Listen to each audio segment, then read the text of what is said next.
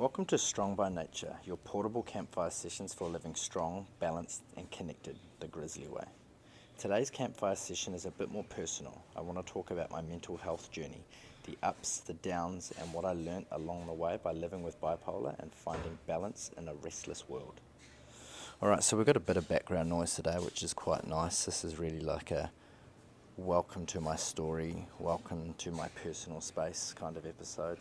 I'm set up outside and we've got the outdoor laundry just around the corner from me, and the washing machine and dryer are both going, and my mother-in-law's making herself breakfast in the kitchen. So yeah, bit of real ambience today.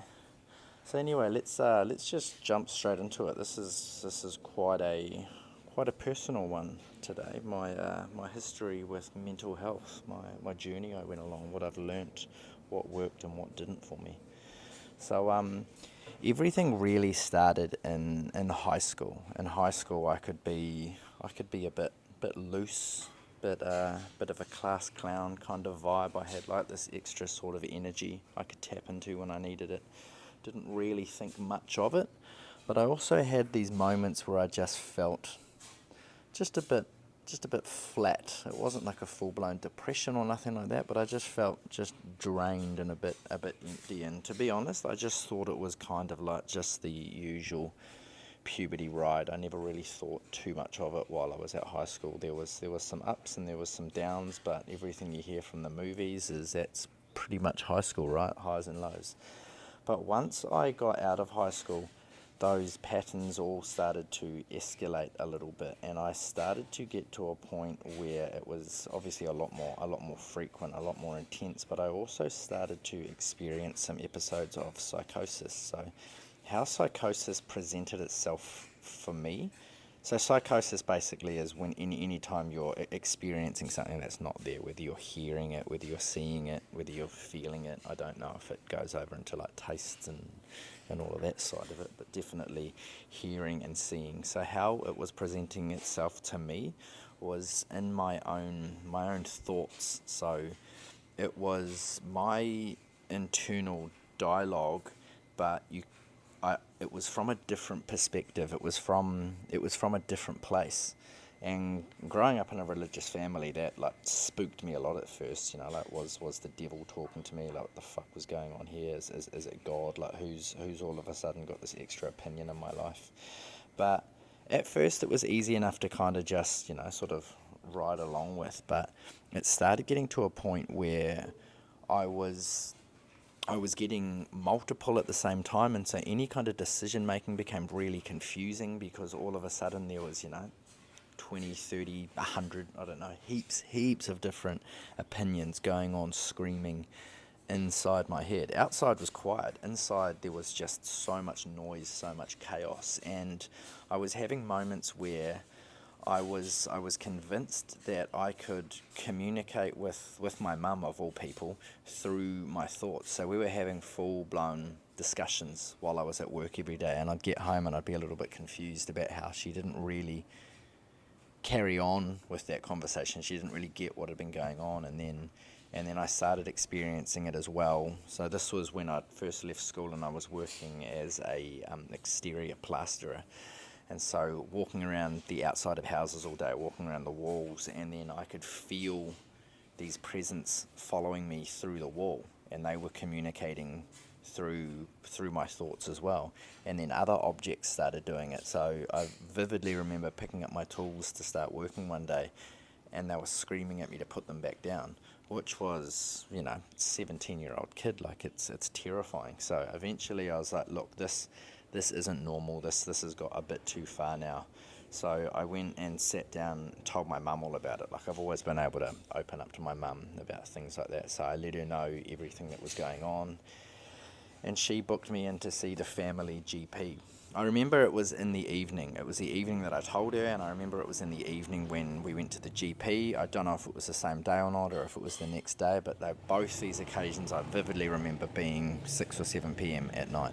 So we're in the GP's office, and he's been my GP ever since we moved to Hamilton as a kid. So, you know, like, he's more or less watched us grow up. But he basically said, look, I'm going to put you on some antidepressants. I'm going to refer you through to a mental health body agency, whatever you want to call it, clinic. And he said, look, it's not my place to diagnose, but you realise this sounds like schizophrenia. So obviously that was scary to hear at first, scary for my mum to hear, scary just going back to the family, hearing that I might have this issue. So anyway, I go in and I start seeing psychiatrists, and I feel like it was a couple of times during the week. And at first my mum would come along with me because that obviously made it easier. She was aware of everything that was going on, and that played a massive support because they also, as much as they were trying to figure out what was going on, they needed me to keep a journal so that they could like see the clear patterns forming rather than just going off what me and my mum was saying. So my mum being aware of that obviously made it a whole lot easier because she was helping me keep up with this journaling. So that was obviously like a massive win early on, was that, you know, this journaling really helped them see the patterns and start to see everything unfold. But during this process as well, so the antidepressants were obviously, they'd chilled the depressive episodes right down. But what they'd also done is they'd escalated the highs. So the voices had all gone. So by this point, it was just highs I was experiencing, and they were fairly regular. And I remember moments where I'd come home from work and I was so excited because it was Friday, it was the weekend, you know, I'd just been paid, I was over the moon. And my mum's trying to talk to me about my day, and I'm bouncing around on all the couches, and I'm having this conversation with her in song. So I'm singing away about my experiences during the day. It was hilarious, but it was wild at the same time. So then they start to see, okay, so there's obviously some kind of mood thing going on. Let's mix up the tablets you're getting. And there was a few different combinations over the first few months. But eventually what ended up working was being on it was called Epilim, which is a epilepsy medication, but it also helps with mood stabilizing. So again, I couldn't tell you how long into the time frame it was. Definitely all in the first year, maybe within the first 6 months, they diagnosed me with what is called Cyclothymia. And so that is like the first step on the, I want to say spectrum, it's probably not the right word, maybe ladder, the bipolar ladder. So there's obviously various degrees of bipolar. So that's the very first step. But I learnt early on that saying that nobody knows what that is. Nobody knows what cyclothymia is, and it sounds fucking terrifying. And so just going with saying I had a mild form of bipolar was just the easiest way it's gone, and then it's just become to just referring to it as bipolar because it's easy. But yeah, the technical name is cyclothymia, and it's not the same as like a full-blown bipolar because the highs and the lows never got to the extremes that it does with a full-blown bipolar. So a full-blown bipolar is usually, I think the lows last anywhere up to 2 weeks, and the highs can last for a week. Whereas my lows would never really extend to a full week. It was usually 3, 4, maybe 5 days, and the highs were only ever 1 to 2 days. Sometimes just an evening, sometimes a few hours. So they were definitely like intense, but they didn't go for long enough for it to qualify as the full-blown bipolar. And the psychosis I was experiencing was a byproduct of the depressive episodes. So when I was getting really low, it was tapping into that. And that's why it kind of disappeared when I was using the antidepressants, because it more or less just wiped that out. So as well, during this whole process, once I started to really sort of stabilize and get what was going on and could sort of think back clearly and all of that, I started wanting to speak with a psychologist as well, because the psychiatrist was great, but the psychiatrist was more or less trying to just keep everything level with medication. But I knew that mine wasn't super extreme, and I just always knew that it was something that I would be able to deal with without medication at some point. Like I always just felt like the medication was just going to be a crutch for me, and that's not that I think it is for everybody, but definitely for me at that time. Like I just knew that I didn't need the medication long term. I needed it when I needed it, but it wasn't going to be the fix. Like I could understand and I could deal with this. So I started working with the psychologist, who again we did a lot of work with the journaling. And so I was just going along by myself by this point. I was still seeing a psychiatrist probably once a week, and I was seeing the psychologist possibly as many as 2 times a week at this point. And this was possibly a couple of years into the whole experience, I think now. Now that I actually think back, and because I was always doing these during the day and it was taking time off from work. And I remember I was taking time off from when I was working in a skate shop. So yeah, a few years later when I was really speaking with the psychologist a lot. And yeah, with the journaling and with everything else, we started to identify all of my early triggers, the things that were setting off the different episodes. And there was layers to that as well. There was my energy levels in general, like the amounts of exercise I was doing, what I was eating, when I was typically like binging a whole lot of shitty food. My finances were coming into it, my routine. There was all these different things that were affecting it in different ways. And so I say finances because that was a big one. Like I would get paid, and I'd get all excited because I had money in my account, and you'd start building up off that, and then the more excited I got, the less I kind of thought about the consequences of my actions. I just really I was pretty offensive at that point. Like I'm offensive now, but just imagine somebody who had absolutely zero filter and had zero thoughts for the consequences of things they were saying and doing. So I was pretty fucking offensive at this point when I was on my highs, when filter just wasn't an option. So I'd get super elevated and excited, and I'd just go out and I'd just want to buy things, and I'd shout everybody, and I'd buy friends stuff, and then within a few days my money's dried up, and then I'm like, shit, I've got bills to pay, I've got to pay rent, I've got to pay all these little things, because I'm a few years into the workforce by then. And so then I would spiral down the other way, because then I had no money. I'd made shitty choices with my money, and typically when you make these shitty choices with your money, a lot of, for me especially, like I was eating crappy food, so that would start to build up, and then I'd get overweight, and I'd feel shitty, and I'd feel unhealthy, and so I'd spiral down, and then I'd start to move more and start to exercise, and the exercise made me feel better, and so then it went back up the other way. So it was learning all of these patterns, learning all these different things that would send me this way or that way. And yeah, like I say, like it was a lot of things adding to it. So it took a while to really get that, really zero in on that. And there was a lot of like personal work I was sort of doing on myself internally during that time as well. So I stayed dealing with the psychologist for, I can't even remember how long. Would have been at least a year. But eventually I moved cities, and I moved to a new city, and I was still sort of semi on and off the medication then. I'd kind of got to a point where I'd get good, and I'd settle down. I'd hop off the tablets for a few months, but then something big would happen in my life. Like my parents temporarily separated a few times over the years, and so that was a trigger. I'd end up back on tablets for a while after that, and then I'd get balanced, and then another big thing would happen, so I'd end up back on tablets again.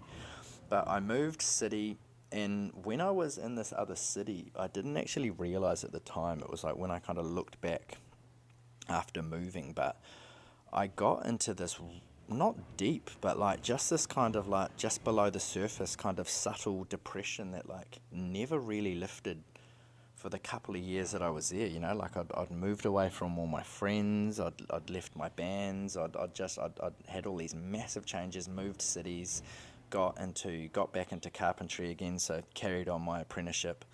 And then didn't really have anything else. We had no friends there. I moved with my girlfriend at the time. We were living with her family. Her family was real into Ironman, so I started doing a bit of running, and then I just zeroed in on running. I knew exercise was good for my depression, so I was like, this is going to keep me balanced. But I went this whole other route for a couple of years where I just zeroed right in on the exercise, well, the running mostly. Like I was obsessing over my numbers. I was like to the point where like my shoes, that my outfit, everything played an important role, and the types of food I was getting in was purely so that I could. It was more carbs, purely so that I could run more. I was eating. I'd go for runs and take potato chips with me because there's carbs, and then there's the salts, and the salts is good for your cramps, and so I was getting all this like reasonable information, like pretty decent like nutrition information really, but as we've spoken about, there was massive holes there. And yeah, that was when like this kind of obsessive side of my personality really kind of took hold, like running, and then the swimming and the cycling, all the triathlon long distance elements really became my whole personality. But it was my whole outlet. I would get home from work and I was like, I can't deal with the shit at home, so I'm going for a run. I'm gonna do 15 Ks, and I'm just gonna put the music on that makes me feel good, and I'm just gonna disappear into that. And so once I got out of that, once we ended up breaking up, and then I moved back to Hamilton for a little bit, and then moved down to New Plymouth because I was like, I just want to go back to where I'm from. I feel like I'm being called there. Everybody's left Hamilton now. All the friendships that kind of just dried up when I moved have more or less those, they've either dried up, or people have moved away. So there wasn't really much there for me. So I went back down to New Plymouth, and that was when I could kind of turn around and sort of look back on how unhealthy I was mentally at that point. Like I wasn't drinking at all during that phase because her family didn't like alcohol. So when I got to New Plymouth, I kind of went on like a complete U-turn. I just started drinking and partying all the time, and I got right back into skateboarding. So stopping the running but carrying up fitness and movement through skateboarding and just various other things that I was doing in my lifestyle, I was like, wow, like exercise doesn't have to be just exercise. Like I think that was the first time I really understood like the importance of just moving, and just how vital that was to my mental health. But yeah, obviously the drinking and all of that didn't really help, because alcohol is a depressive substance. So I ended up obviously going through a breakup and then going straight into fucking drinking and all of that. Like I ended up back on my medication for a while, but it was only 3, 4, maybe 5 months max after all of this. No, you must have been about 5 months. It was about Easter. We broke up over Christmas. So anyway, I'm down in New Plymouth, and that's when I've met Belen. I've met her through my auntie, she's from Brazil. She introduced me and Belen through like a Latino community and that. And so speaking with Belen early on about all of this, because I was like, fuck, I need to be sort of open and honest, and like if we're going to get into this serious relationship, then she needs to know exactly what the go is. And so she, obviously you don't really talk about these things in South America, so she was a little bit kind of caught off guard, but was still cool with it, because obviously, like we had this connection by that point. So she was cool with it and just wanted to learn and understand. And a few months into our relationship, she came into trouble with her visa in New Zealand and had to leave. That's why we ended up moving to Australia. We'd been together for a few months, and I was like, nah, there's something about this that I just don't want to see her just run off overseas and just carry on with my life. Like it wasn't a matter of breaking up for me. It was, how do we make this work? So we found out through a mutual friend about a visa that she could get for Australia. So if you're in a relationship with a New Zealand citizen, you can get a 5-year working visa in Australia. Well, you could at the time. I'm assuming you still can. But anyway, we applied for that. But in the meantime, she had to leave New Zealand. She had to go back home for a bit. So I was like, fuck it, I'll go to Ecuador as well. And so that was big for me. Like the time that we'd been together, I didn't need the medication anymore. Like she gave me some stability back in my life. I'd spoken to her about all of this, and so I told her, look, these are going to be little things that are going to be potential triggers for me.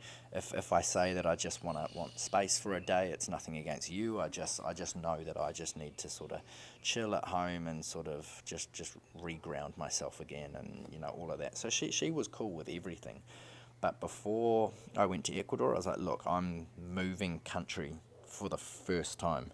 I'm going to be away from my family. I'm going to be away from so much. It's still not even a year since I went through that other breakup. So like, I was like, I'm going to need my tablets. I'm going to take them just in case something happens. And I don't think I had any of them. I may have, but I don't recall actually taking them out of the suitcase. I left Ecuador early, went to Australia while she was still waiting for her visa just to start getting everything set up. And there was times when I had struggles early on, those first few months in Australia, but it was homesickness. Like I just wanted to go back home. But once Belle moved over, like everything changed, and I've never needed medication since. There's been other little episodes that have happened in my life, like losing family members, but I just think all of that work I've done over the years, understanding all of the early signs and knowing the repercussions of holding off too long at each step, I think all of that work it's really taught me how to see that when these big things come, that like, hey, that's just part of life. You're going to feel sad, but that doesn't mean that being sad means you have to dwell on other sad thoughts that are going to make you sadder and blah blah blah. So yeah, like Belen has had a massive role in me being off the meds. And I mean, she as well, when I was in Australia by myself, found this out a year or so later, she reached out to my mum because she was worried. She didn't, she knew I was homesick and just talking about just going home, and she didn't really know what to do. So she reached out to my mum, and her and my mum have had real good chats about it over the years. So they've been able to sort of bounce information off each other with my whole situation, which has helped a lot. But like I say, the whole time I've been with her, the whole time I've been outside of my country, more or less, I haven't ever felt like I've gone back to that point where I've needed the medication again. So yeah, for me now, like routines, exercise, and just lifestyle choices, they're not random for me. Like these are things that I've figured out that I need to keep that balance, to keep myself level. I need some sort of structure. There was times early on when we first started the entrepreneurial thing where it was my first time not having a 9 to 5 job. I was my own boss, and so that took a while to sort of wrap my head around the routine. Again, like it never got to a point of sending me this way or that way, but it was internally, there was a lot of internal dialogue for me figuring out a proper work routine, keeping myself on schedule with things, and discipline has become a big part of this. It's become a big part of my fucking personality in some ways. I talk about discipline a lot, but it's because without having some sort of discipline, I don't think I would have been able to keep myself so steady for so long. And exercise as well. Like exercise is an important thing, but it's also something that has potential for me to be obsessive with. So obsession can be a pretty unhealthy thing and a pretty unstabilizing thing for me. So trying to keep myself in check with things where it doesn't become my whole world. Certain things, yeah, like it's okay to have a obsessive personality about certain things, but for me with exercise, I can fucking zero right down and get to a pretty miserable place without fucking realizing I've got myself there. So yeah, exercise is important, but it's also, I've learned that it needs to be fluid. It needs to more just be something enjoyable. It needs to have obviously those benefits, like I need to be improving my strength. I need to be making sure I'm maintaining good fitness. I need to be looking after my joints and all of that, but I have to actually be having fun doing it, and that's jiu-jitsu has become that for me. But also it's one of those things, like I'm very careful not to, there's a lot of jokes in the jiu-jitsu community, and it goes over to anything, I suppose. It's not just exclusive to jiu-jitsu, but like people go down fucking rabbit holes on Instagram and YouTube, and like they're learning techniques, and they're bringing them into class, showing the professor, hey, I want to learn this technique that I've seen on Instagram. And it's always clickbaity techniques, you know, like some super impressive thing like, do this, it works 100% on every black belt, blah blah blah. It's some flashy thing to get people clicking. The basics is always what works. But for me, knowing that there's potential for me to just zero right in on jiu-jitsu and make it my whole world, I'm like, nah, look, like I don't need to be consuming content all the time. I like watching UFC, I like watching mixed martial arts and fights, but I don't watch a whole lot of just strictly jiu-jitsu competitions. I'll watch a little bit, I'll watch the big matches, but I try not to get too intense with the content, because I'm like, I don't want this to be something that gets ruined, like running got ruined for me, because running's not the same for me anymore. I can't just zero in and just disappear like I used to, because as soon as I start doing that, I start thinking numbers. And it happened early on last year. So I was recovering from my broken leg, and I'd been speaking with some doctors, and they said, look, some running is going to be good because that impact is going to help the bone knit. And so I started running, but then I started running a lot, and then all of a sudden I was running 5 days a week, and I was getting up to 13 kilometers on the weekend, 8 to 10 kilometers on runs during the week. And this is like fucking 3 or 4 months after being given the all clear to start walking again. And then I had a little tweak in a class at jiu-jitsu. Somebody grabbed an ankle lock, and before he'd really grabbed it, we just heard this big cracking sound, and my leg flared right up again. So I went in had x-rays and ultrasounds, and there was nothing showing. It was just, I think my body just giving me a warning, like, hey, dickhead, stop running so much, because we're still knitting this shit back together. You've got all this hardware that we haven't fucking accepted as part of our body yet. So yeah, like running, like I have to do it differently now, because I know once I start going for too long and start thinking about it too much, my running times start to become something I just think about all fucking day. So I don't want jiu-jitsu to become something like that for me as well.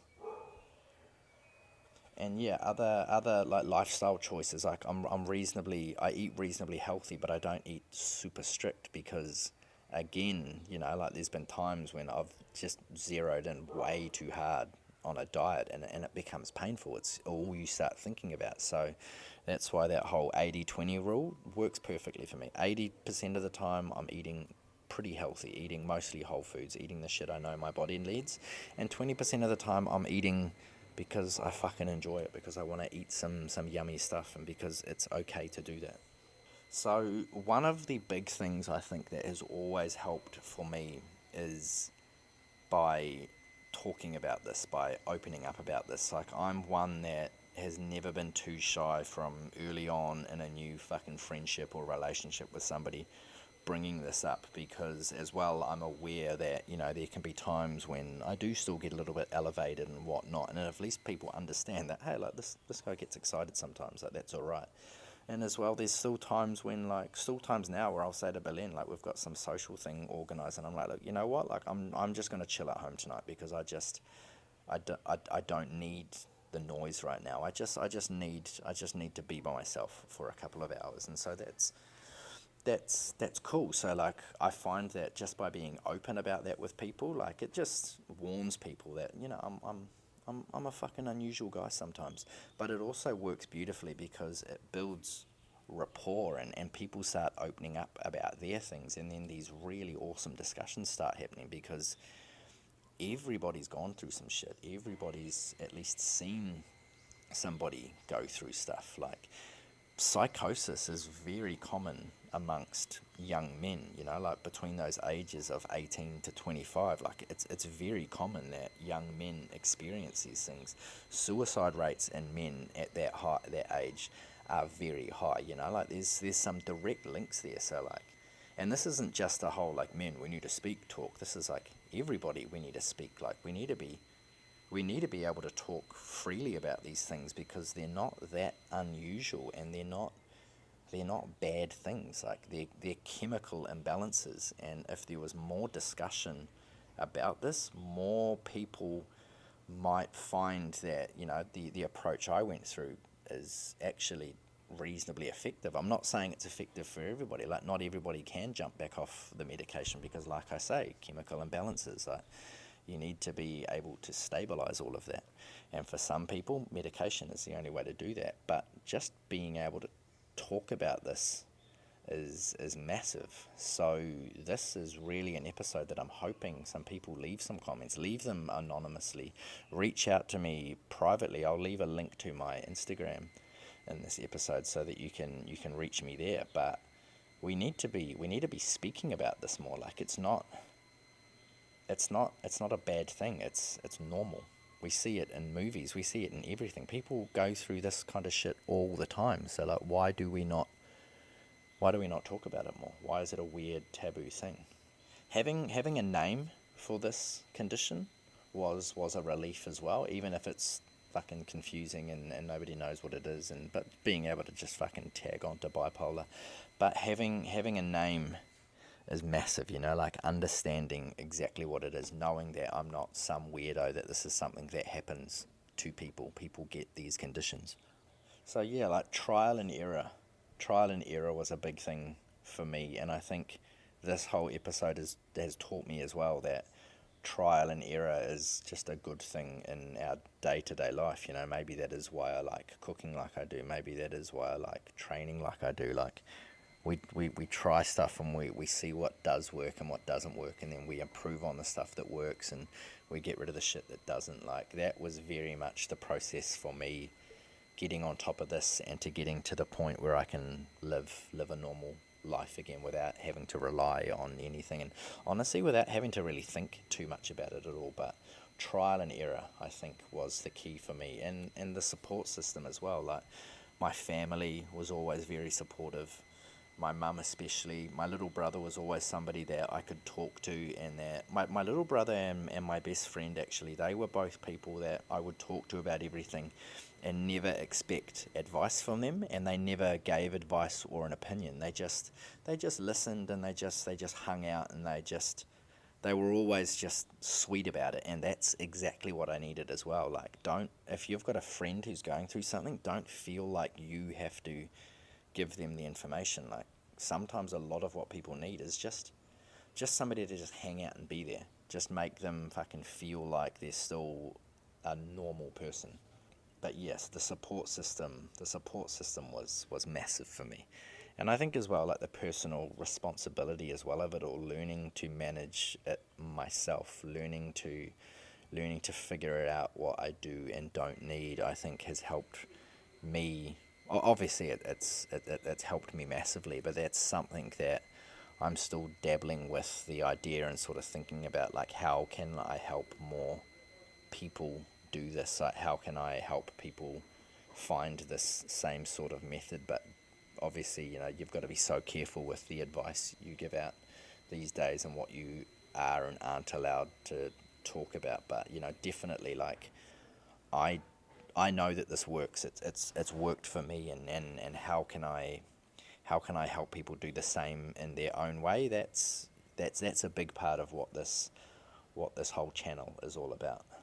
But yeah, balance at the end of the day is the main thing that I feel like I can throw out there without getting sued at some point. But balance is the answer to fucking everything, right? Like, you've got to have your work-life balance in check to have a fucking happy family life. But it's balance in just everything. Like, I've found the right balance for me with exercise. I've found the right balance for me with diet. I've found the right balance for me with my fucking goals and ambitions and my work life, and having now the garden in the backyard. Like, we're living somewhere where we don't have, I mean, actually now in Manta we do have more access to nature, but just being in Ecuador in general, like, a big part of starting the garden as well was to be able to have something natural and having some nature near us everywhere, because it's not, yeah, we've got more access here in Manta, but it's not the same as life in New Zealand.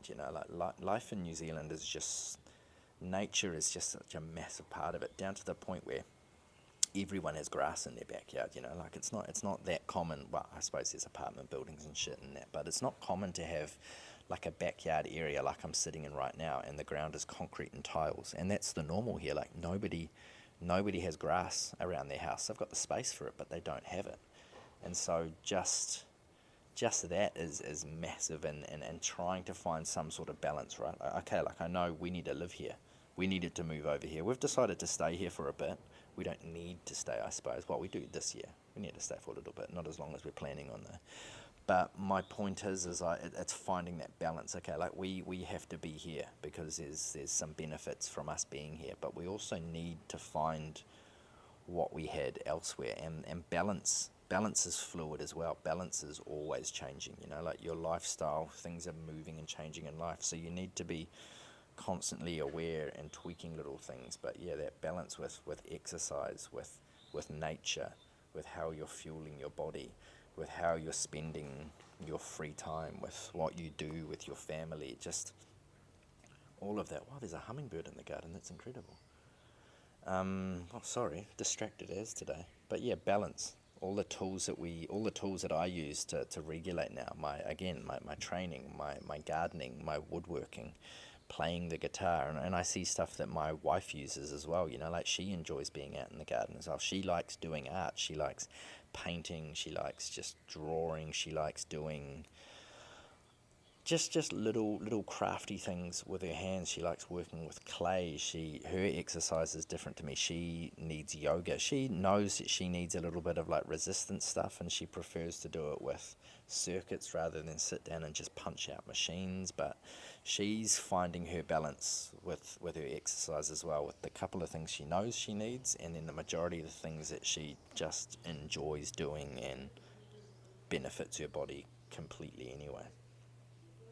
But yeah, balance. I'm not saying you need a garden. I'm not saying you need to work with your hands, but I'm saying you need those things that give you some release, that give you the reward of creation. You need to be creating, right? Like that's more or less what I mean when I say working with my hands. Like I'm creating, and you need an element of that. You need to be moving your body. You don't need to be going to the gym and lifting weights. You can do this any which way you want. It's beneficial if you're going to be pushing and pulling and using your legs and giving your muscles some resistance training, because that's what's going to carry you on into your older years. Like you really should be doing some resistance training, but that can look like fucking anything, right? The most important thing is you move your body. You need to be moving regularly. You need to be giving your body what it really needs. But again, what your body really needs and what my body really needs are different. So that's like an experiment that you need to go on for yourself as well. And then yeah, creative time, working with your hands. I think the conversations as well with this whole space with mental health need to be more focused on, and I'm going to sound like a douchebag for saying it, but like positive vibes only, right? Like this needs to be like just more beneficial for the whole like mental health culture, I suppose we'll call it. Like it needs to be a positive space. Like yeah, like there's a lot of negative things that come from this, but we need to really, like a lot of us need to really zero in on the experience, but the positive side of it, like what are we learning from this? Like how can we help each other from this? All right, so my couple of takeaways. I was just reading through my bullet points, and I've actually discussed everything I wanted to, but it's just I'm sorry that it's been a little bit higgledy and all over the show today, but I'm pretty sure all the information that I needed to get out is in there, and I'm sorry if I've repeated myself or gone around in circles a bit, but it's a close one to my heart, this topic, and I tend to get sidetracked and carried away because there's so much I want to say at the same time, and it's just tricky to rein that beast in. But yeah, my practical takeaways for this week is, so I've got 3 things here. So have a go at journaling some triggers. So when you notice that your mood has dropped or your mood has gone up, quickly just write something down, even if it's just jotting something down on your phone quickly. But just write down a couple of triggers. See if you start to notice some patterns. See if you start to see things that are kind of sending you this way or that way in your normal life, right? And then also, if you can, find one daily anchor, whether that's going for a walk or doing a workout or a particular meal routine or just something that brings stability. Easy ones are getting out of bed and just making your bed straight away, getting out of bed, having a cup of water first thing that you do. But these daily anchors that just you're going to be able to easily do every day, hopefully as soon as you wake up, is probably the easiest way. Then if you've eaten the frog, you've got it done. But find that daily anchor, something that you can do every day that just gives you a moment to just bring you back into everything. And then the last one is reach out. Talk to someone you trust. Don't keep shit bottled up. Like, that was a big thing for me for a long time, was bottling shit up and not talking about it. So once I learnt that, there was this kind of pressure valve that I could release by just opening up about shit, as trivial as they seemed, especially with people I trust, like, there's still people, like obviously Berlin's the massive one, that there's times when I just need to sort of get this shit out and I just say it, and I know it's stupid even as I'm saying it, but I needed somebody else to hear it. So reach out, speak to somebody that you trust. Reach out to me if you don't feel like you have that. Like I said, I'll keep my Instagram in the bottom. Put some let's leave some comments on this post, like if there was a particular episode to drum up a conversation in the comments, like this is the one. Like, let's explore this area a little bit together. But yeah, 100%, if you really need somebody, reach out to me. Like, I'm here to have a yarn. Again, I'm not giving medical advice. I'm just sharing what worked for me. All right, everybody's path is different, but the important thing is that you don't go through these things alone. If you've found something that helps you stay balanced, exercise, gardening, breathwork, therapy, I'd love to hear about it. These stories remind us all that we're not alone around the fire. Mental health isn't about being perfect or always happy. It's about learning how you ride the waves, finding the tools that work for you, and building a life that keeps you grounded. Stay strong, stay balanced, stay connected. That's the Grizzly way.